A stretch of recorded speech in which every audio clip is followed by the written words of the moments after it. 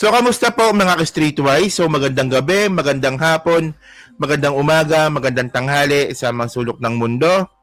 Ako po si Takeru Miyamoto at welcome po sa aking munting channel. At syempre po mga kababayan, kamusta po kayong lahat? At sana po ay sa mabuti po kayong kalagayan. So, yun na nga po. Usap-usapan nga po ngayon na base nga sa assessment, itong si Sara Duterte daw, uncivilized. Wala kaya vice presidente uncivilized. So ano ba ibig sabihin ng uncivilized mga streetwise? Bago natin pag-usapan yan. So sila po yung mga tao na pag-iwanan. No? Kumbaga medyo late na mag-isip. Parang late na socially, kung paano makipag-usap sa ibang tao, kung paano makipag-salamuha sa ibang tao. Medyo uncultured na nga po, di ba? At saka medyo mahina po yung moralidad. Kasi for example lang, no? Alam niyo yung pinag-uusapan ninyo seryoso, tapos yung uncivilized biglang babanat ng pabiro. Yun, ganun. Ganun po yung magandang example nga po ng uncivilized. So pag-usapan ngayon natin to, no? So bali nga po kasi alam naman po natin, no, na mainit po ngayon na pinag-uusapan yung paparating nga na impeachment trial nga ni Sara. So ito, base ito sa GMA News, no? Sabi dito, Laila de Lima and Shell Jokno, representatives-elect of the Mamayang Liberal and Akbayan Party List on Monday, called the impeachment trial civilized and sacred process. Okay. So, they made their comments after Vice President Sara Duterte on Saturday said, I truly want a trial because I want a bloodbath. Ipag-usapan natin to. Tanga kasi itong si Sara, no? Kasi ang mga kababayan, yung impeachment po kasi, usaping legal po yun. Eh ano ba si Sara? Abogada daw. O bakit, usaping legal, bakit bigla mong babanatan ng bloodbath? Patayan. Oo, so uncivilized nga. Hindi lang po ito yung first time na ginawa to ni Sara. Maraming beses na po ito. Oo. Oh, so sabi niya pa dito, okay, both have accepted the invitation to be members of the House Prosecution Panel in the trial of the Vice President before Senator sitting as an impeachment court. Okay. So, alam naman po natin, no, na ang mga congressman nga po magiging prosecutor doon nga po sa gagawing impeachment trial ni Sara. Okay. Kumbaga, sila po yung magpapakita ng ebidensya. Tapos si Sara naman po yung depensa. Okay. So ngayon, ito yung sinabi ni ni Chel Jokno hindi pala si Sara pala. Ito lang meron lang ako papansinin dito. So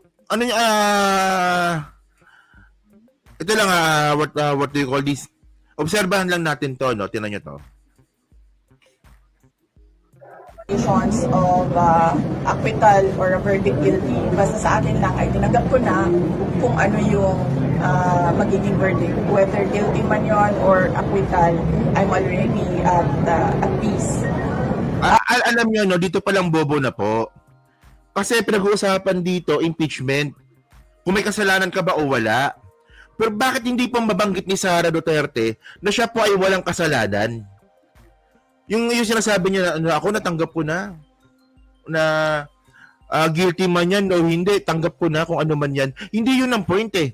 Kung wala kang kasalanan, dapat hindi mo tanggapin kung ikaw po ay may impeach. Para fair. Ako nga kritiko mo ako eh. Pero ang gusto ko fair trial. Kung wala kang kasalanan, bakit kayo impeach? Kung may kasalanan ka, dapat kang ipa-impeach.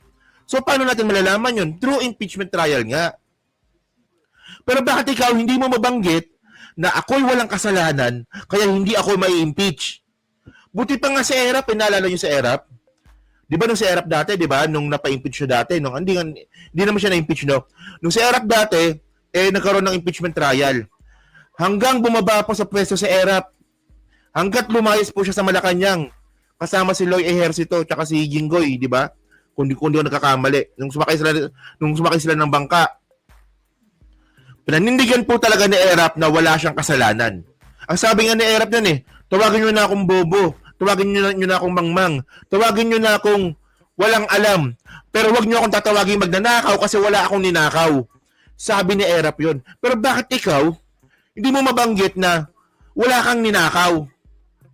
Nung nakaraang interview mo, sabi mo, confident ako. Sabi ni Sarah to nung nakaraan confident ako na hindi ako mapapa-impeach kasi magaling yung mga abogado ko. O uncivilized ka nga. Usapin po ito ng batas na kung ikaw ba ay may kasalanan o wala. Bakit ka babase sa abogado mo kung ikaw ay walang kasalanan? Bobo no? Kaya nga sabi nga ni Chel Jokno, tsaka ni Laila de Lima, ang usaping impeachment ay civilized na usapin nito. Usapin nito ng mga sibilisadong tao. Bakit merong taong gubat dito? Si Sarah. Bakit may barbaro dito si Sarah? Kasi gusto nga bloodbath no? Sige. At hindi ko alam kung paano buboto ang mga senators. If at all there will be a trial, I think it is wrong to start counting votes now because they haven't seen evidence yet. They haven't seen what the prosecutors have. They haven't seen what our defense is. So, parang mali siguro na magbilingan ng boto ng walang trial. Pero, ginagawa siya ng publiko. So, alam nga mga kababayan, ito putulin ko lang, alam naman po natin na medyo maliit po yung tsansa na mapa-impeach si Sara kasi nga po madami po mga gagong mga senador na pro Duterte ngayon. Pero sa akin, okay lang, huwag niyong ipa-impeach. Pero buksan yung mga bank accounts. Ipakita ng prosecution yung link ng mga Duterte sa droga. Okay lang po yun. Ipakita sa prosecution na itong mga Duterte ay sangkot po at miyembro ng triad. Okay na, huwag nang pa-impeach. Kasi ang babalikan naman natin dito mga senador. Di ba? So, ba't ganyan mukha ni Sarah nakanganga? Yes. Well, by own opinion lang yun, Tanggap ko kung anong mangyayari, anong magiging ending ng impeachments. Talagang preparation po ng mga lawyers natin. Lawyers, okay naman sila. Full throttle na yung kanilang preparations for the impeachment, and of course they would not want a trial as lawyers. Alam naman natin ang galawan ng mga abogado, pero kami silang mga paraan sa batas as a legal recourse for their clients. But sinabihan ko rin talaga sila, really, I truly want a trial because I want a bloodbath talaga. I want the bloodbath talaga. Alam niyo kung gaano ka-uncivilized ito mga kababayan. Kasi una sa lahat, ano ba ibig sabihin ng bloodbath? Meron niyang meaning dito Teka lang pakita ko sa inyo Bloodbath. So yung bloodbath kasi mga kababayan, well, alam ko naman na ang palusot dito ni Sara Duterte, freedom of speech lang ito. Hindi ito nililiteral o kaya metaphor lang ito. Pero ang dami naman pwede mong gamiting word para sa metaphor. Bakit bloodbath pa kasi? Lumalabas talaga na mamamatay tao ka kasi. So sabi dito ito ibig sabihin ng bloodbath an event or situation in which many people are killed in a violent manner. So, ayun po yung bloodbath. Isipin niyo kung gaano ka-civilized yun, Nalipat ko ba? Tama ba? Wait lang natin ako, Okay naman, okay. So, alam niyo kung gaano ka-civilized yun. So, ganito yan, Parang parang nag-uusap ngayon yung mga sibilisadong tao na, ito, pag-usapan natin yung impeachment. So, ebidensya, o yung mga ebidensya, pakita natin yung mga ebidensya. O yung mga depensa, mag-ready kayo kasi sasagutin ninyo yung mga ebidensya natin dito. Tapos magiging hurado yung mga senador. Ganyan, ganun yung mangyayari sa impeachment. Biglang sasagot si Sara, patayan na lang. Nakuha niya yung point ko? Di ba? Excuse me. Nag-uusap ng mga matino kung anong gagawin sa impeachment. Di ba? Itong plano natin sa impeachment, ayusin natin yung presentation. Para hindi naman nakakaya kasi buong mundo ang makakapanood nito. Kailangan ayusin ng depensa, kailangan ayusin ng prosecution para hindi naman magmukha moro-moro ito. Bilang darating si Sara, bloodbath na lang, patayan na lang, mas maganda. So, uncivilized nga, 'di ba? So, kung titignan natin dito mga ka-streetwise, no? So, sabi nga dito, so, ito pala yun, no? Yan. So, sabi dito, oh, okay. Hindi. Dito pala. Sa ano pala tayo sa, yan. Oh, dito tayo sa mismong comment nga po ni Chel Jokno. Tingnan nyo, sabi ni Chel Jokno dito, ah.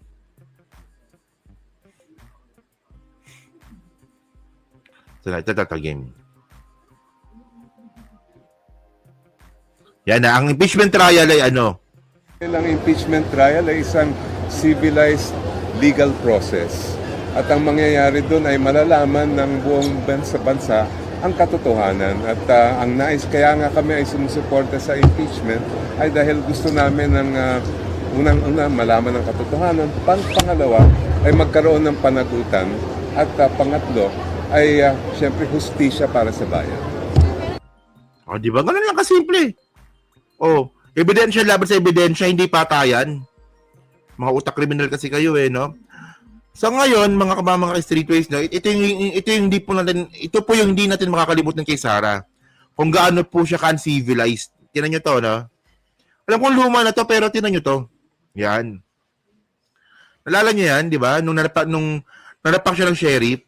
Oh, tandaan nyo mga ka-streetways, no? Ito yung sheriff, mga kababayan, hindi po mapapalis ng mga squatter yan nang walang court decision, nang walang utos ng korte. Ang tanong si Sara Duterte na isang abogada daw na alagad ng tagasunod ng korte, bakit mo sasapakin yung sheriff na ginagawa lang naman yung utos ng korte? Oh, profession mo na yan bilang abogada, hindi mo pa rin alam. O uncivilized nga, parang ganito, di ba? O merong ano dito, merong base sa pag-uusap dito ng judge. O nakapag-decide yung judge na yung lupa na yan, hindi sa inyo yan. O, 3 taon na natin pinag-usapan ito, Okay na tayo. O, ikaw, sheriff, punta ka doon. Ipakita mo yung court decision. Na pag-usapan na yan, okay na yan. Alisin mo na yung mga tao. O, dumaan sa proseso. Bilang darating si Sara Duterte mananapak, edi uncivilized nga. Ganyan po talaga ang hirap sa mga Duterte, mga kababayan. Hindi po sila naniniwala sa due process. Minsan ang due process lang, naniniwala sila pag pabor na sa kanila. O para kay Digong, di ba? Grabe yung due process yun. So ngayon, actually, alam nyo, no? Ako nagtataka talaga ako, no? Kung bakit ang daming pro Sara, no? Uncivilized nga. Ayan so ito yung sabi ni Leila de Lima, no, dun nga po sa comment nga po ni Sara na bloodbath. Sabi niya dito, tinan niyo to.